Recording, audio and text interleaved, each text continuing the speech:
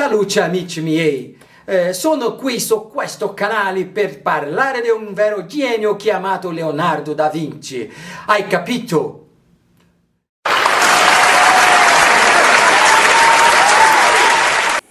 Fala pessoal, vocês acabaram de me ver uma cena anterior caracterizada de italiano e foi uma maneira de prestar uma pequena homenagem a esse povo maravilhoso que nos deu um dos maiores gênios da humanidade. E nesse vídeo eu vou falar de Leonardo de Ser Piero da Vinci, um sujeito simplesmente extraordinário. Um homem que veio de uma escola primária que enfatizava os conhecimentos matemáticos para uso do comércio. Seu progresso em aritmética simplesmente foi notável. Leonardo tinha interesse em tantas coisas que frequentemente se distraía e deixava as suas obras inacabadas. Era um autodidata, pintor, inventor, versado em arquitetura, engenharia hidráulica, civil e militar, era escultor, né? Fazia produção teatral, era anatomista, foi pioneiro nos estudos fósseis, ciências que surgiria somente 300 anos depois, deu contribuições no campo da astronomia e em especial quando descobriu que a Lua não emite luz própria, mas apenas reflete a luz do Sol. Vejam só, né? Quando adulto, Leonardo se tornaria um homem reconhecidamente belo, musculoso e de personalidade agradável. Se vestia com muitas cores, era um homem generoso que oferecia comida e abrigo a todos os amigos, sejam eles ricos ou pobres. Aos 38 anos, trouxe Giacomo com 10 anos para morar com ele, e anos depois ele se tornaria seu amante. Devido à sua personalidade, vamos dizer assim, trambiqueira, ele ganhou o apelido de Salai, o diabinho, né? Enfim, Leonardo não demonstrava interesse em bens materiais. Tanto que, em um de seus cadernos, ele escreveu que o conhecimento era o alimento e a verdadeira riqueza da mente.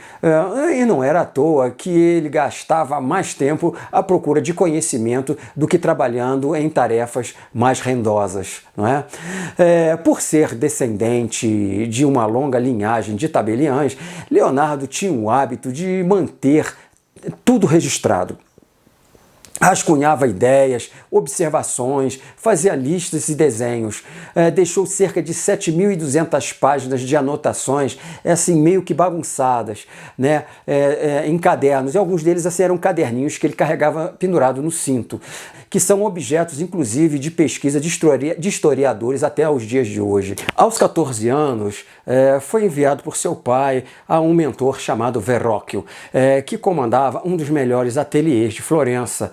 Uma das obras mais fascinantes de Verrocchio é uma estátua de Davi parado de forma triunfante com a cabeça de Golias a seus pés. Notem que seu sorriso provocante e um tanto misterioso aparenta uns 14 anos e levemente afeminado e também muito belo. No que estaria ele pensando? Um sorriso típico daqueles que Leonardo viria a pintar posteriormente. E como vocês sabem, era o tempo dos mecenas, dos déspotas esclarecidos, e Verrocchio trabalhava para os Médici de Florença, uma família muito poderosa. Com Verrocchio, Leonardo aprenderia que havia harmonia nas proporções e que a matemática era o pincel da natureza. Com o tempo, Leonardo foi refinando a sua arte, aperfeiçoando o claro e o escuro, que é aquele balanço entre claro e escuro, que é uma técnica na qual o uso do contraste entre luz e sombra para obter a ilusão de plasticidade e volume tridimensional em uma pintura ou desenho. Essa sua técnica pode ser vista no quadro Madonna Benoit, em que ele pintou o vestido azul em matizes que vão do quase branco até o quase preto. Leonardo foi o pioneiro a desenvolver a famosa técnica de borrar com os próprios dedos contornos e bordas do desenho, né? A técnica conhecida como esfumato. Ao borrar intencionalmente os contornos e bordas, o que dá aquela suavidade em suas pinturas.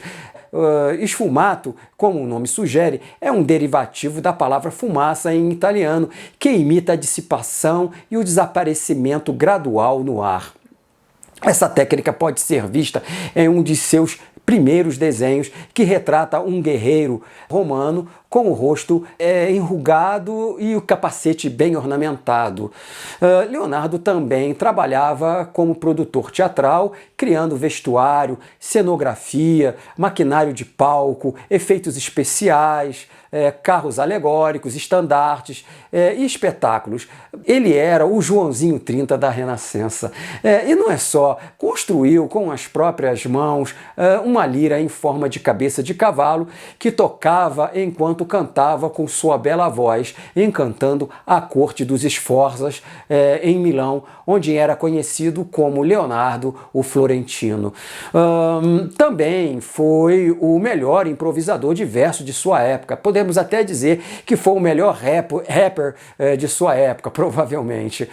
Muita gente acha que esse desenho aí que vocês estão vendo é um projeto do primeiro helicóptero, mas na verdade é uma geringonça criada para um espetáculo teatral.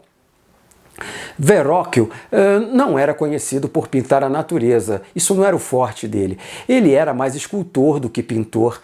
Não foi à toa que deixou Leonardo pintar o cachorro e o peixe nessa imagem. Notem que nessa fase ele estava aperfeiçoando a técnica de aplicar efeitos de luz, como pode ser visto no brilho das escamas do peixe.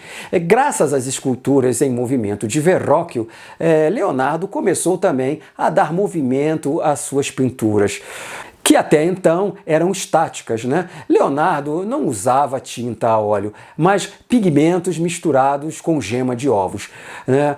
Um dos mais famosos quadros de Leonardo da Vinci é a Anunciação, que retrata o momento em que o anjo se apresenta à Virgem Maria para anunciar que ela seria a mãe de Cristo.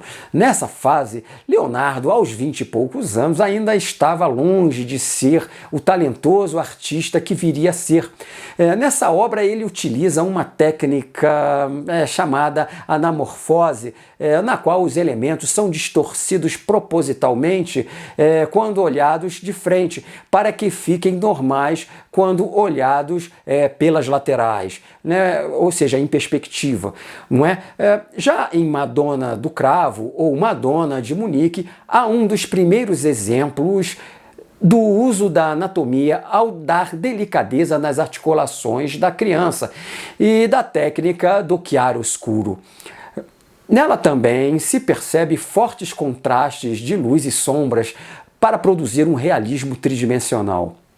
A primeira pintura não religiosa de Leonardo foi o retrato de uma jovem melancólica com um rosto semelhante à lua, né, brilhando sobre um plano de fundo que exibe uma planta chamada junípero. Essa moça era filha de um rico banqueiro florentino. Nessa obra destacam-se os reluzentes cachos encaracolados, coisa que Leonardo adorava pintar, né? E é considerada um prenúncio da Mona Lisa, que seria pintada anos depois por causa desse rio sinuoso que corre ao fundo.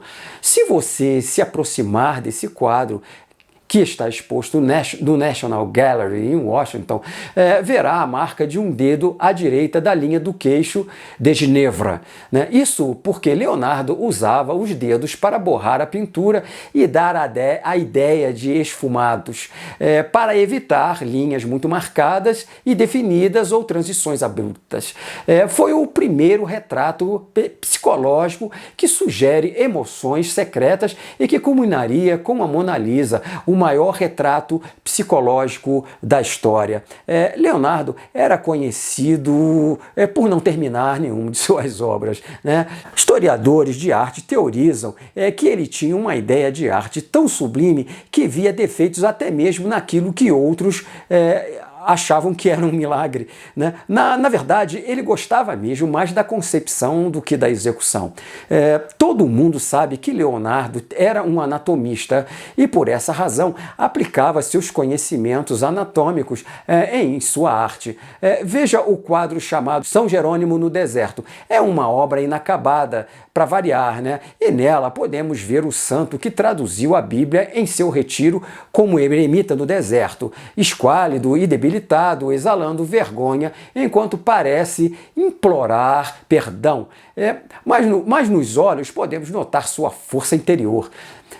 O plano de fundo está repleto de desenhos característicos de Leonardo.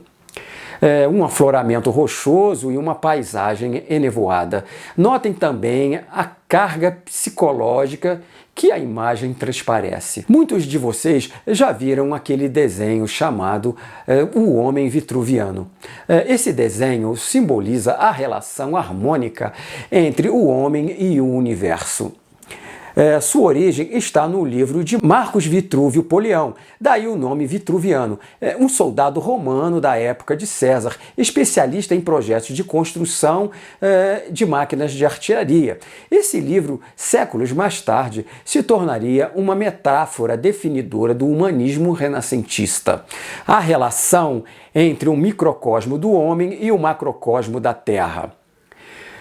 O Homem Vitruviano é um desenho de um corpo humano que na época obedecia a uma proporção matemática e que era a origem de todas as artes e todas as leis do mundo, em que o homem, que também é um pequeno mundo, contém em si mesmo todas as perfeições gerais encontradas no mundo inteiro. Essa era a concepção da época, não é? É uma fusão da anatomia, geometria e arquitetura. Essa proporção foi usada para a construção de catedrais, como nessa foto aí, que vocês estão vendo, né? Leonardo adotou essa analogia em sua arte e ciência. Para o autor, Leonardo se tornou um dos grandes pensadores ocidentais, mais de um século antes de Galileu, ao buscar uma abordagem prática entre a experimentação e a teoria que levaria à revolução científica moderna. Tem gente aí pulando aí com isso que eu acabei de falar, né? Mas, bem, mudando de assunto, Leonardo fez duas pinturas de um mesmo tema: a Virgem dos Rochedos, uma que está no Louvre e outra que está no National Gallery em Londres. Nela vemos à esquerda João Batista, o santo padroeiro de Florença, e à direita um anjo. Não se sabe ao certo a razão de duas pinturas sobre o mesmo tema, mas o fato é que essa segunda versão provavelmente se adequou melhor ao que desejava a confraria que encomendou a obra. A primeira versão, que está em Londres, mostra um anjo andrógeno de cabelo cacheado que inicia a narrativa ao olhar diretamente da cena, capturando nossa atenção com um sorriso enigmático e apontando para que olhemos para o bebê, né, João Batista, no caso, né, que está se ajoelhando e juntando as mãos em referência ao menino Jesus, que retribui o gesto com um sinal de bênção. Notem também, pessoal, que a Madonna gira o corpo e olha para João Batista e o segura pelo ombro de forma protetora, ao mesmo tempo em que espalma outra mão sobre Jesus, enquanto que o anjo segura o menino com a mão esquerda. Porque Jesus está se inclinando em direção de um lago, apoiando a mão na borda de uma rocha, né? Essa é a descrição da cena. Algumas pinturas de Leonardo levaram quase 15 anos para serem concluídas, e a segunda versão dos Rochedos provavelmente foi uma delas. Na cena, a Virgem Maria é o centro da atenção e nosso olhar recai em sua face serena. Ela observa João Batista se ajoelhar e depois em sua mão postada de forma protetora sobre a cabeça do filho. A luz é menos difusa, mais direcionada, com um foco vindo da esquerda da imagem, banhando a cena de forma seletiva, e destacando as quatro figuras e ressaltando a modelagem, a plasticidade, a tridimensionalidade das formas. Ele era realmente genial, não é?